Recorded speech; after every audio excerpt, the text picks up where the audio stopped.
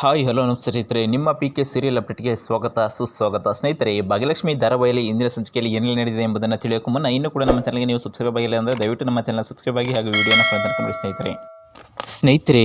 ಭಾಗ್ಯಲಕ್ಷ್ಮಿ ಧಾರಾವಾಹಿಯಲ್ಲಿ ಭಾಗ್ಯನಿಗೆ ಎಲ್ಲ ವಿಚಾರಗಳು ಕೂಡ ಮನೆಯವರಿಗೆಲ್ಲರಿಗೂ ತಲುಪಿದೆ. ಇದರ ಮಧ್ಯೆ ತಾಂಡವ್ ಮತ್ತು ಭಾಗ್ಯನ ನಡುವಿನ ಬಿರುಕು ಮತ್ತಷ್ಟು ಹೆಚ್ಚಾಗಿದೆ. ಇದೇ ಸಂದರ್ಭದಲ್ಲಿ ಏಕಾಏಕಿ ನಾನು ಶ್ರೇಷ್ಠನನ್ನು ಮದುವೆ ಆಗ್ತೇನೆ ಅಂತ ಹೇಳಿದ್ದುಂಟು ತಾಂಡವ್, ಮತ್ತು ಅದಕ್ಕೆ ಸಂಬಂಧಪಟ್ಟಂತೆ ಶ್ರೇಷ್ಠನು ಕೂಡ ಅಲ್ಲೇ ಇರುವುದರಿಂದ ಅವರ ಮಧ್ಯದಲ್ಲಿ ಯಾವೆಲ್ಲ ಬಿರುಕುಗಳು ಉಂಟಾಗಿದ್ದವು. ಇದೇ ಸಂದರ್ಭಕ್ಕೆ ಅವರು ನಾನು ಈಗ ಶ್ರೇಷ್ಠನನ್ನು ಮದುವೆ ಆಗ್ತೀನಿ ಅಂತ ಹೇಳ್ತಾನೆ. ಅದೇ ಸಂದರ್ಭದಲ್ಲಿ ಎಲ್ಲರೂ ಕೂಡ ನಿನಗೆ ಇಷ್ಟು ಬಂದಂಗೆ ಮಾಡ್ಕೊ ಅಂದ್ಬಿಟ್ಟು ಎಲ್ಲರೂ ಕೂಡ ತಾಂಡವ್ನ ಕನ್ವಿನ್ಸ್ ಮಾಡ್ತಾರೆ. ಬಟ್ ತಾಂಡವ್ ಯಾವುದೇ ರೀತಿಯಲ್ಲೂ ಕೂಡ ಅವನು ಕನ್ವಿನ್ಸ್ ಆಗೋದಿಲ್ಲ, ಮತ್ತು ಶ್ರೇಷ್ಠನು ಕೂಡ ಇದಕ್ಕೆ ಸಂಬಂಧಪಟ್ಟಂತೆ ಎಲ್ಲ ರೀತಿಯ ಸಪೋರ್ಟ್ಗಳನ್ನು ತಾಂಡವ್ಗೆ ನೀಡ್ತಿರ್ತಾಳೆ.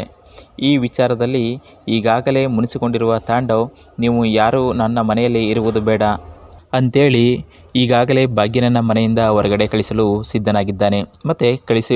ಮತ್ತು ಈ ವಿಚಾರದಲ್ಲಿ ಮನೆಯವರು ಕೂಡ ಅತ್ತೆ ಮಾವ ಮತ್ತು ಆ ಮಕ್ಕಳು ಕೂಡ ಒಪ್ಪದೆ ಈಗಾಗಲೇ ನಾನು ಅಮ್ಮನ ಜೊತೆಯಲ್ಲೇ ಹೊರಡುತ್ತೇನೆ ಅಂತ ಹೇಳಿದ್ದಾರೆ. ಮತ್ತು ಅವರ ಕುಸುಮ ಮತ್ತು ಅವರ ಗಂಡ ಅವರು ಕೂಡ ನಾನು ಭಾಗ್ಯನನ್ನು ಬಿಟ್ಟಿರಲು ಸಾಧ್ಯವಿಲ್ಲ, ಭಾಗ್ಯನ ಜೊತೆ ನಾವು ನಿಲ್ತೇವೆ ಅಂತ ಹೇಳಿ ಮನೆಯಿಂದ ಹೊರಟಿದ್ದಾರೆ.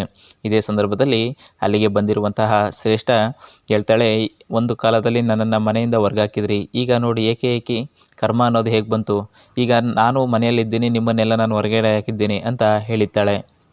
ಇದೇ ಸಂದರ್ಭದಲ್ಲಿ ತುಂಬಾ ಎಲ್ಲರೂ ಕೂಡ ನೊಂದ್ಕೊಂಡು ಮನೆಯಿಂದ ಹೊರಗಡೆ ಬರ್ತಾರೆ. ಬಂದಂಥ ಸಂದರ್ಭದಲ್ಲಿ ಎಲ್ಲಿಗೆ ಹೋಗೋಣ, ಏನು ಮಾಡೋಣ ಅಂತ ಯಾವುದೇ ರೀತಿಯ ಕ್ಲಾರಿಟಿ ಇಲ್ಲದೆ ಈಗಾಗಲೇ ಸುನಂದಾರವರ ಮನೆಗೆ ಬಂದಿದ್ದಾರೆ. ಮನೆಗೆ ಬರುವ ಸಮಯದಲ್ಲಿ ಕೂಡ ಎಲ್ಲರೂ ಕೂಡ ಅಕ್ಕಪಕ್ಕದ ಮನೆಯವರೆಲ್ಲರೂ ನೋಡುತ್ತಿದ್ದಾರೆ. ನೋಡಿ, ಅಯ್ಯೋ ಏನಪ್ಪ ಇದು, ಏಕೆ ಎಲ್ಲರೂ ಬಂದಿದ್ದಾರಲ್ಲ, ಏನು ಸಮಾಚಾರ ಅಂತ ಕೇಳ್ತಿದ್ದಾರೆ.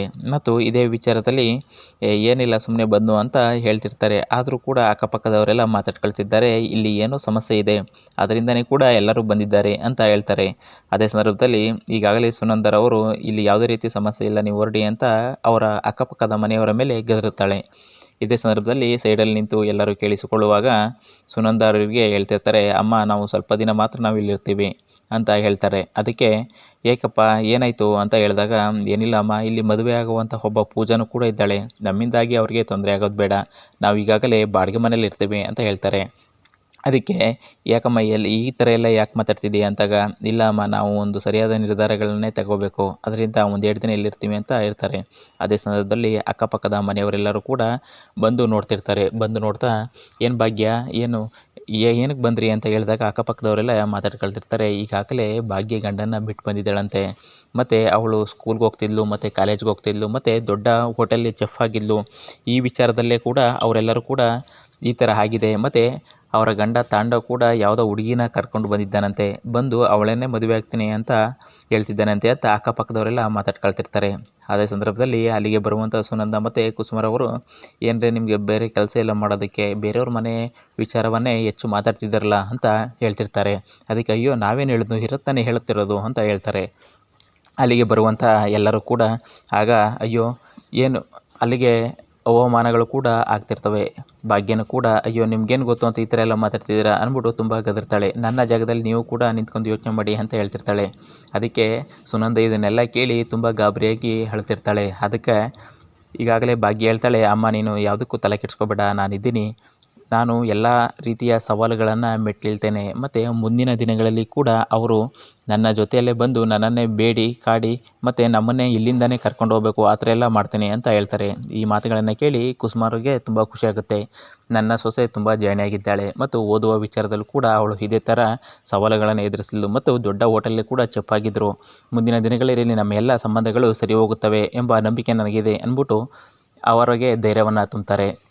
ಮುಂದಿನ ಸಂಚಿಕೆಯಲ್ಲಿ ಯಾವೆಲ್ಲ ರೀತಿಯ ತಿರುವುಗಳನ್ನು ಈ ಧಾರಾವಾಹಿ ಪಡೆದುಕೊಳ್ಳುತ್ತದೆ, ಮತ್ತು ಈಗಾಗಲೇ ತಾಂಡವ್ ಕೂಡ ತುಂಬ ಕೋಪಗೊಂಡಿದ್ದಾನೆ ಸ್ನೇಹಿತರೆ. ಇದೇ ವಿಚಾರದಲ್ಲಿ ಮುಂದಿನ ದಿನಗಳಲ್ಲಿ ನಮ್ಮ ಅಪ್ಪ ಅಮ್ಮನ ಜೊತೆ ತಾಂಡವ್ ಕೂಡ ಇರಬೇಕು ಅಂತ ಬಯಸ್ತಿದ್ದಾನೆ, ಮತ್ತು ಭಾಗ್ಯನ ಮೇಲೆ ಕೋಪ ಮಾಡಿಕೊಂಡಿದ್ದಾನೆ.